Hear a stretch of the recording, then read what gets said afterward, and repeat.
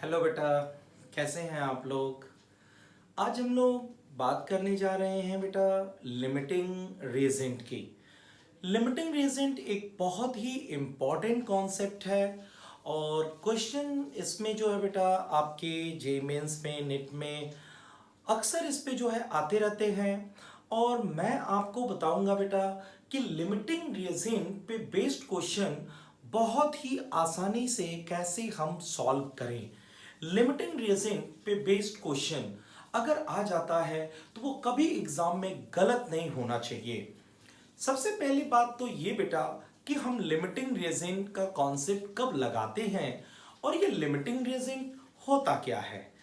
बेटा limiting reagent का मतलब होता है कि the reactant which is completely consume in the reaction. वो रिएक्टेंट जो रिएक्शन के अंदर कंप्लीटली कंज्यूम हो जाता है, पूरा का पूरा खत्म हो जाता है, उसी को बोलते हैं बेटा हम लोग लिमिटिंग रिएजेंट। अब सवाल ये आता है कि कैसे हमें पता चलेगा कि ये लिमिटिंग रिएजेंट है, ये रिएक्शन के अंदर पूरा का पूरा खत्म हो जा रहा है। ठीक है, यही कॉन्सेप्ट और यही ट्रिक बेटा मैं आपको आज बताने वाला हूं कि how to find the limiting reagent and the concept of limiting reagent. और लिमिटिंग रिएजेंट पे बेस्ड अगर कोई क्वेश्चन आता है तो वो क्वेश्चन कैसे हम लोग सॉल्व करते हैं। ठीक है ना। देखिए एक सिंपल सी बात मैं आपको बता रहा हूं, एक सिंपल एग्जांपल ले रहा हूं। सपोज बेटा हम आलू का पराठा खाना चाहते हैं तो बेसिकली हमें उसके लिए आटे की जरूरत पड़ेगी और आलू के जो भी इंग्रेडिएंट्स आपको मिलाना है, मसाला वगैरह जो भी कुछ मिलाना है तो आलू में इंग्रेडिएंट्स आप मिला लोगे। तो ये हो गया आलू, ये हुआ आटा और इन दोनों को मिला के हमने बना दिया आलू का पराठा। ठीक है। सपोज बेटा अगर आलू पहले खत्म हो गया तो ये हमारा लिमिटिंग रिएजेंट हो गया। अगर आटा पहले खत्म हो गया तो ये लिमिटिंग रिएजेंट हो गया। यानी जो पहले खत्म होगा वही हमारा लिमिटिंग रिएजेंट होगा। तो चलिए बेटा हम लोग देखते हैं लिमिटिंग रिएजेंट पे बेस्ड क्वेश्चन कैसे सॉल्व करते हैं। बेटा जी सबसे पहली बात, लिमिटिंग रिएजेंट का मतलब आपको समझ में आ गया कि अगर मान लीजिए बेटा लिमिटिंग रिएजेंट की बात करता है तो हम लोग कहते हैं the reactant which is completely consume in the reaction. बेटा वो रिएक्टेंट जो रिएक्शन के अंदर पूरा का पूरा कंज्यूम हो जाता है उसी को हम लोग कहते हैं लिमिटिंग रिएजेंट। ठीक है। दूसरी चीज हम लोग कहते हैं बेटा कि the reactant which is completely consume in the reaction.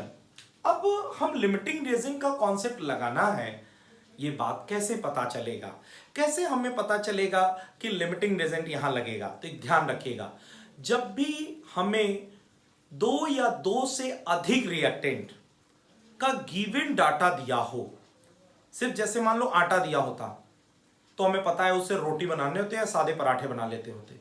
अगर हमें आलू आटा दिया हुआ है तो बेटा हम कहेंगे कि अगर आलू खत्म हो गया तब भी आलू का पराठा नहीं बन पाएगा और आटा खत्म हो गया तब भी आलू का पराठा नहीं बन पाएगा।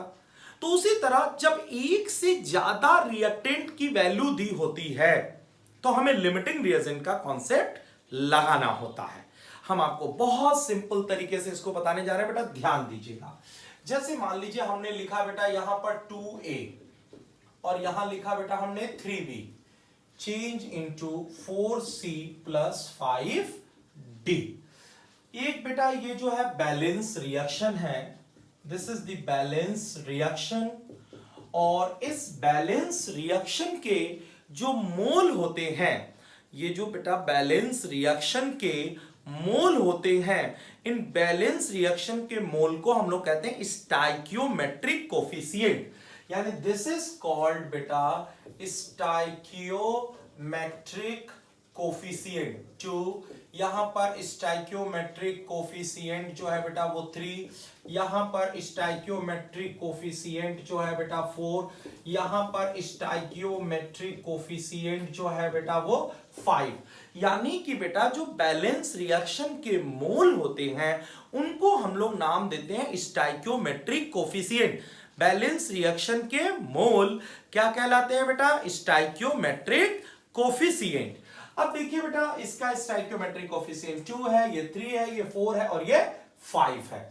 मैंने आपको क्वेश्चन दिया बेटा कि इसका 8 मोल और इसका 9 मोल, ठीक है, रिएक्ट करे।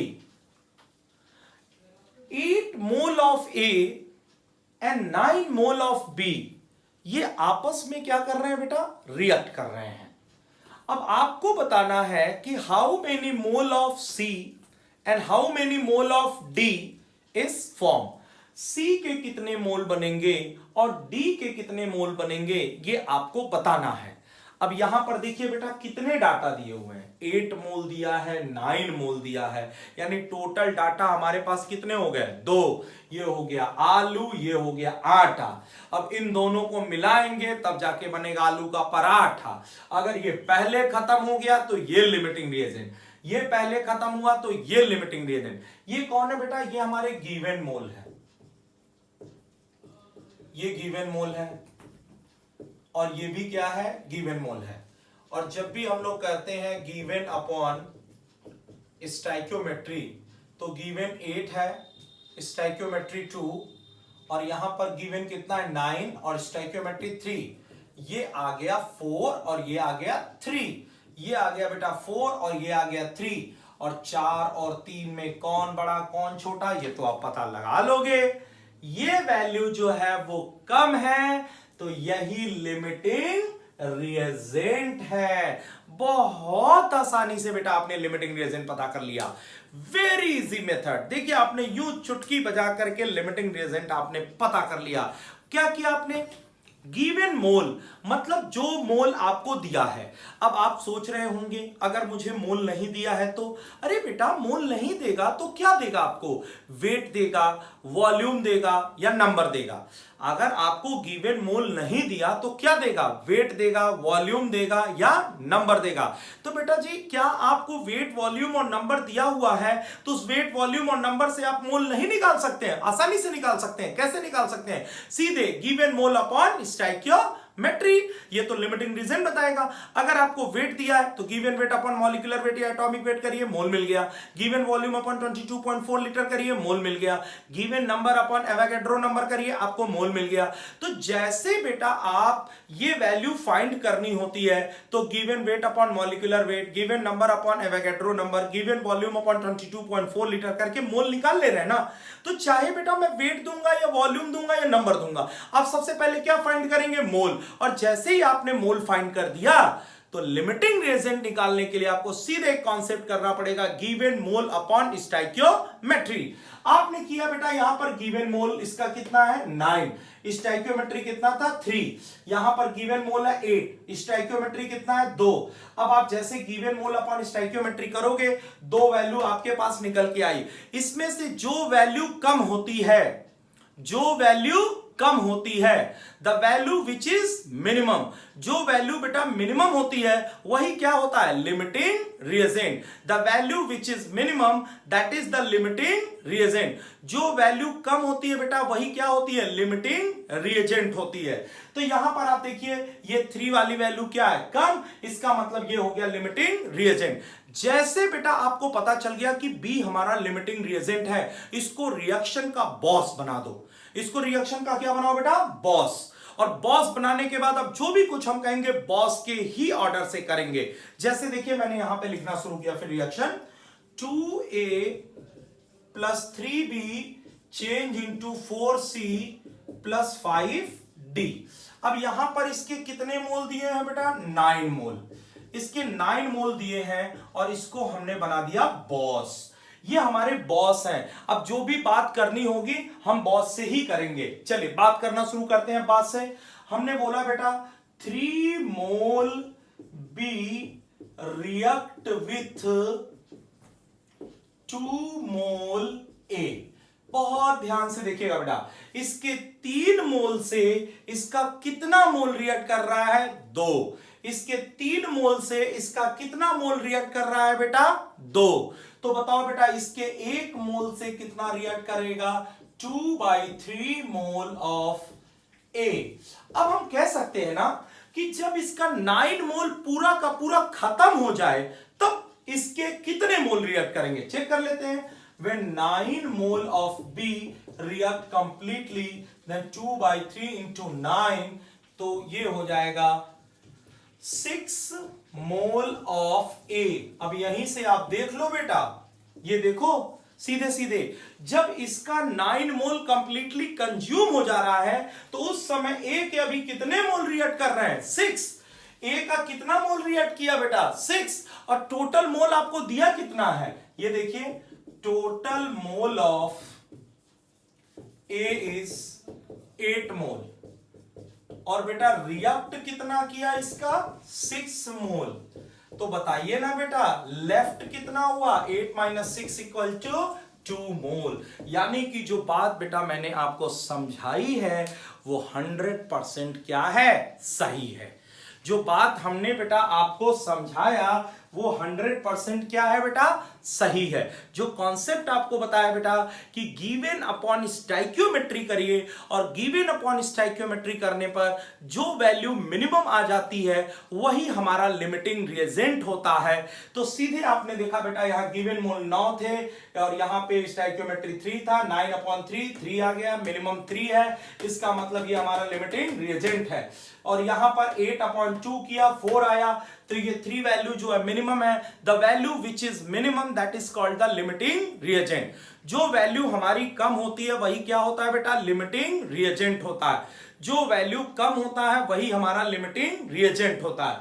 तो यहां पर आप देख रहे हैं ये वैल्यू हमारी क्या है? मिनिमम है, इसका मतलब यही हमारा क्या है? लिमिटिंग रिएजेंट है। तो सीधा सा कॉन्सेप्ट आ गया बेटा, the value which is minimum that is the limiting reagent. ठीक है, और इसको बेटा मैंने आपको प्रूफ करके भी दिखा दिया कि कैसे ये हमारा लिमिटिंग रिएजेंट है। आपने देखा जब इसका 9 मोल पूरा का पूरा कंज्यूम हो गया तो अभी इसके 8 मोल में से केवल 6 मोल रिएक्ट किए, तो बचा कितना? 2 मोल। अब यहां से देख, इसको सॉल्व करने के बाद आप आसानी से बेटा 4 और C और D की बात कर सकते हैं। कैसे C और D की बात करेंगे? आप देखिए बेटा, यहां पर आप बहुत आसानी से कह सकते हैं, जब हमने बॉस B को बना दिया तो 3 मोल B फॉर्म कितना मोल? 4 मोल C। तो 1 से कितना होगा? 4/3। और जब 9 मोल कंप्लीटली कंज्यूम हो जाएगा तो 4/3 इंटू 9 3, और ये हो जाएगा 12 मोल ऑफ C। अब बताइए, C के भी मोल निकल गए। अब आप चाहते हो बेटा D के भी मोल निकालना, तो कैसे निकालोगे? देखो, 3 मोल फॉर्म 5 मोल, तो 1 mole form 5/3. When 9 mole completely consume, then 5/3 into 9, 15 mole of D. और बहुत आसानी से बेटा आपने बता दिया C के कितने मोल बनेंगे और D के कितने मोल बनेंगे और कौन लिमिटिंग रिएजेंट है।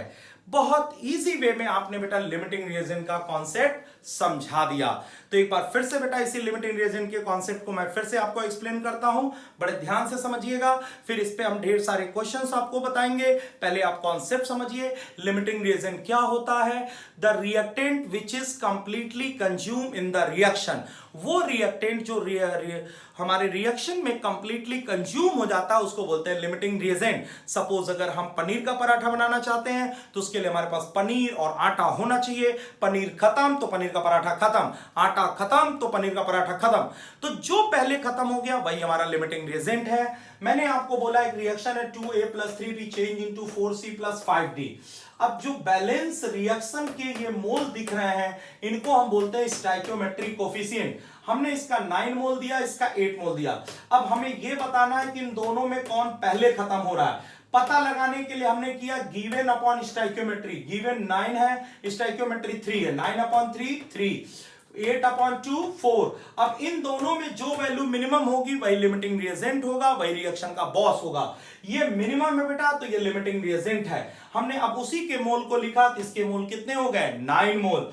अब आप रिएक्शन में जब भी कुछ कहोगे बी से ही कहोगे। इसके 3 मोल से इसका 2 मोल, इसके 1 मोल से कितना हुआ 2/3। जब इसका 9 मोल कंप्लीटली कंज्यूम हो गया तो इसका कितना रिएक्ट कर रहा है 6। टोटल कितना दिया है 8, बचे कितने 2। इसी तरह यहां पर देखिए बेटा, इसके 3 मोल से इसका 4 मोल, 1 से कितना 4/3। जब 9 मोल कंप्लीटली कंज्यूम कर जाए तो कितना बनेगा, इसके 3 मोल से इसका कितना है 5 मोल, तो 1 मोल से कितना बनेगा 5/3। When 9 mole is completely consumed, then how many mole of D is formed? बेटा आप आसानी से बता सकते हैं। अब आप सोच रहे होंगे बेटा कि ये तो मैंने मोल से मोल का कॉन्सेप्ट बताया, कहीं अगर हमें वेट वॉल्यूम या नंबर पूछे तो क्या करेंगे। बेटा एक बात बताइए, मोल की जगह आपको वेट वॉल्यूम नंबर भी तो दे सकता है। अगर वेट वॉल्यूम या नंबर दे तो सबसे पहले उसको कन्वर्ट करिए किसमें, मोल में, और फिर मोल से मोल सारी वैल्यू निकाल लीजिए। और जब मोल मिल जाता है बेटा तो आप जानते हो वेट बराबर मोल इंटू मॉलिक्यूलर और एटॉमिक वेट, वॉल्यूम बराबर mole into 22.4 litre at STP, number बराबर या मॉलिक्यूल बराबर मोल इंटू एवोगैड्रो नंबर। तो बहुत आसानी से बेटा आपने जो है लिमिटिंग रिएजेंट का कॉन्सेप्ट समझ लिया और इस पे खूब ढेर सारे क्वेश्चन पूछे जाते हैं। तो अगले में मैं आपको बताऊंगा बेटा इस पे बेस्ड क्वेश्चन कैसे सॉल्व करने हैं। ये था बेटा लिमिटिंग रिएजेंट का कॉन्सेप्ट, और very easy limiting reagent concept, बहुत आसानी से इसको आप समझ सकते हैं। तो ऐसे ही बेटा वीडियो के लिए आप चैनल पे बने रखिए, आपको मैं ढेर सारे ट्रिक्स केमिस्ट्री में और जो इंपॉर्टेंट टॉपिक्स हैं उसके वीडियो अपलोड करता रहूंगा। उसके लिए आप बेटा आप देखते रहिए ऑनलाइन गुरुकुल पाठशाला। Thank you.